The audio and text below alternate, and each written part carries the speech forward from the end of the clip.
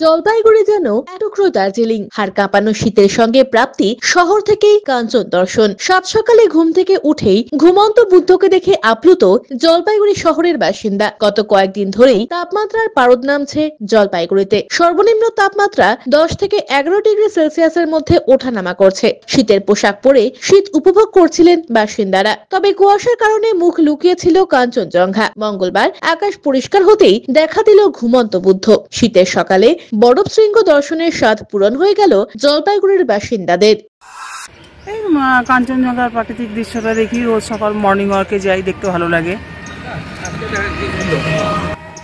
এখন তো সেরকম ভাবে কুয়াশা পড়েনি, এখন স্পষ্টই দেখা যাচ্ছে, রোদ ওঠার জন্য স্পষ্টই দেখা যাচ্ছে। ভালো লাগছে, দেখতে ভালোই লাগে। মাঝে মাঝে দেখা যায়, যেদিন কুয়াশা থাকে না তখন রাজবাড়ির ওখান থেকে পার্কের থেকেও দেখা যায়। হ্যাঁ, আজকে তো বেশ প্রমিনেন্ট আর কি, সুন্দর লাগছে। ভালো লাগছে? হ্যাঁ, ভালোই লাগে, দেখতে ভালোই লাগে, সকলেই দেখে। সকালবেলা আমরা প্রতিদিনই এই দিক দিয়ে মর্নিং ওয়াক করি, এই গৌরীয় মঠের পাশ দিয়ে।